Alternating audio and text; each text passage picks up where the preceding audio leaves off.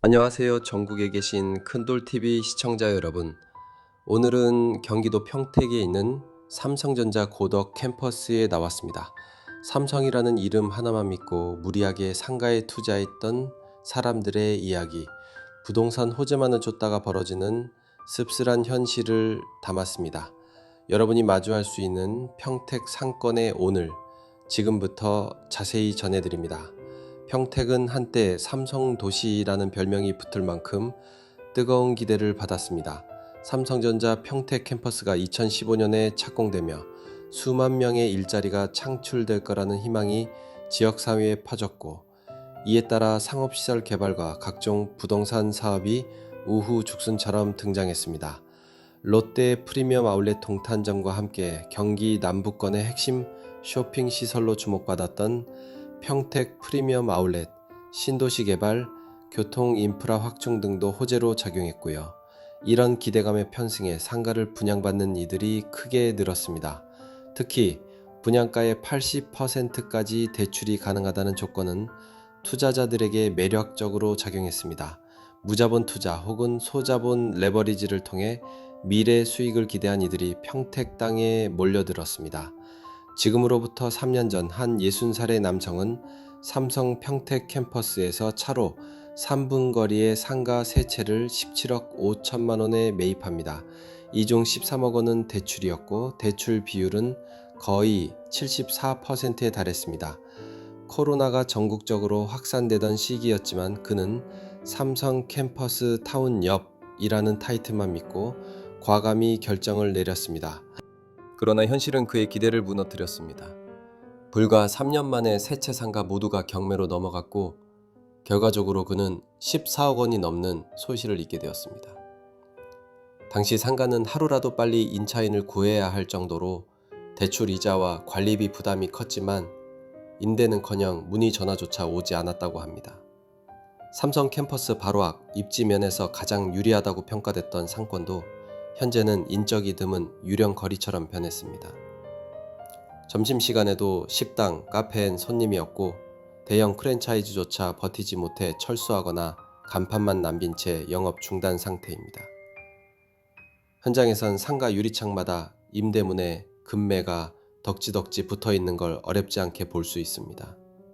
일부 상가에는 현수막이 색이 발해 내용을 읽기 어려울 정도로 오래된 경우도 많고 연락처조차 지워져서 임대 문의조차 불가능한 경우도 있습니다. 이렇듯 전체적인 분위기는 황량하기 짝이 없습니다. 상가주택 또한 사정은 마찬가지입니다. 평택 캠퍼스 앞에 지어진 650채의 상가주택 중 상당수가 공실이며 이 일대는 밤이 되면 불이 꺼진 거리로 변해버리죠. 왜 이런 일이 벌어졌을까요? 핵심은 바로 공급 과잉입니다. 신도시와 캠퍼스 주변에 무분별하게 상가가 공급되었고 시장 수요를 고려하지 않은 과잉 분양이 지금의 결과를 낳았습니다. 특히 초기에 너무 높은 분양가에 책정된 가격은 이후 투자자와 임차인 모두에게 부담으로 작용했습니다. 삼성전자 공장의 일부 공사가 중단되면서 협력업체와 현장 인력들이 대거 빠져나간 것도 결정적인 요인입니다. 수요 기반이 약해지자 상권은 무너지기 시작했습니다. 고정 고객층이 빠져나간 상가에는 자연스럽게 매출이 줄고 폐업하는 가게들이 늘었습니다. 그리고 이것은 단순히 한 지역의 문제가 아닙니다. 고덕 로데오 거리와 같은 고덕 신도시의 핵심 상권 역시 마찬가지입니다. 입점률은 갈수록 낮아지고 공실률은 높아지고 있습니다. 어반센터 프라자의 경우 전체 94호 중 69호가 비어있는 상태입니다. 렌트프리, 임대료 인하 등의 조치가 동원되고 있지만 상황은 좀처럼 개선되지 않고 있습니다. 폐허 아파트 단지 내 상가 공급도 예정돼 있어 앞으로의 상황은 더 안 좋아질 가능성이 큽니다. 상가시장의 가장 큰 리스크 중 하나는 대기 중인 공급이라는 점인데 고덕 신도시의 경우 아직 입주를 앞둔 자이센트럴, 서원 이다움, 그레이튼 등 다수의 아파트 상가가 분양을 기다리고 있습니다. 문제는 지금도 현재 상가들이 비어있는데 추가 공급이 계속된다는 점입니다. 이는 시장 내 경쟁을 심화시키고 기존 상가의 회복 가능성을 낮추는 요인으로 작용할 수밖에 없습니다. 더구나 상가 투자에 대한 신뢰 자체가 많이 흔들리고 있습니다. 초기에는 누구나 아는 호재가 안전한 투자라는 인식이 팽배했지만 지금은 너무 모두가 아는 호재는 이미 늦었다는 교훈으로 바뀌었습니다.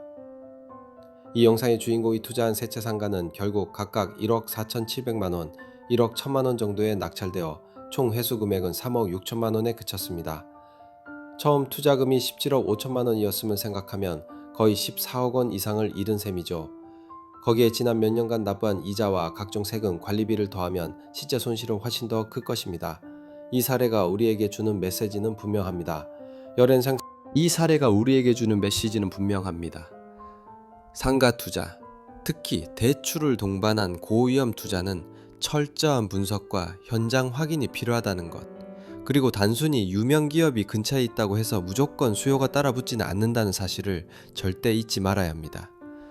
현재 한국부동산원 자료에 따르면 평택역 일대 집합상가는 공실률이 11%에 달하며 경기도 전체에서 5번째로 높은 수치를 기록하고 있습니다.